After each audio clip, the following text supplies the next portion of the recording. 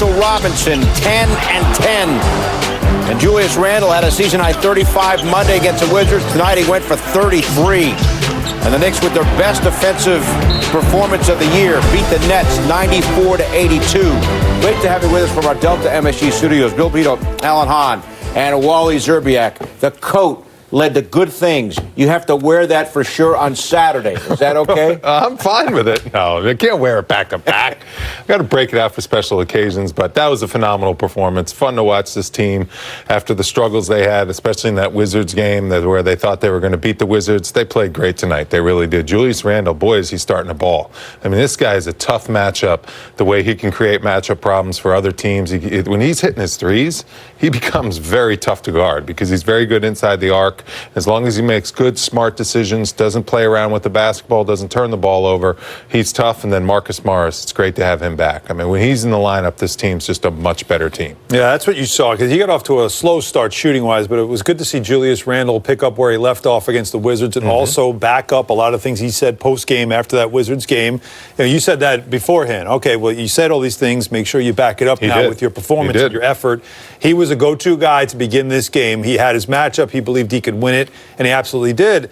And, you know, the Nets were ice cold, couldn't make a shot, and you got to take advantage of that when a team is getting off to a slow start. You got to jump on them, and they were able to get that lead. I thought they came out of the half very good. That was another area to watch here, is how you come out of the half after what was, you know, a decent first half, but not a great one. And they took advantage of this game, took control of this game in that third quarter. And in the first quarter, Randle had 12. That was key. Yeah. And also, you're talking about his three-point shooting, 5 of 9 for Randle from downtown. That's tremendous. And, you know, that's a career high in threes for him, the 5 threes. He just did it all over the place. Rhythm. I like when he shoots the mid-range shots, too.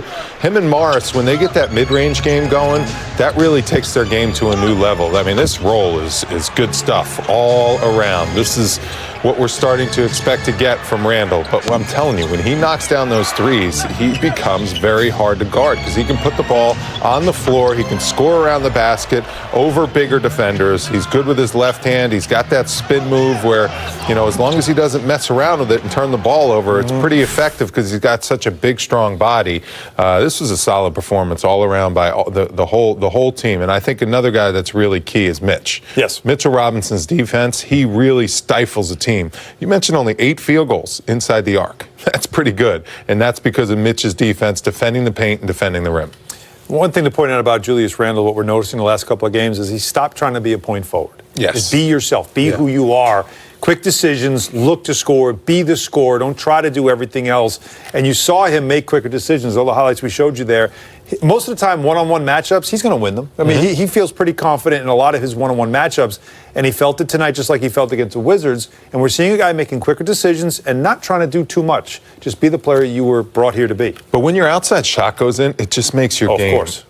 Completely fall into place. It happens for R.J. Barrett. Obviously, Marcus Morris, he's always making the outside shot, so that opens up his driving lanes and his ability to get into the mid-range. But when Randle doesn't just force and put his head down and drive into the defense, drive into traffic, and he takes the three when it's there and he makes the three, that's when his whole entire offensive game becomes complete. He becomes a three-level scorer. He can take it to the basket, he can make it from the three, and he can score in the mid-range and also post up. And that's when he becomes very tough to guard. And again, don't you think, though, when you're just thinking about scoring, instead of worrying about drive and make sure somebody's open, do I make the pass? Like, he looked like he was trying to do too many things. No. Whereas this game and the last game, I'm just here to get buckets. Yep, that's what he's got to do.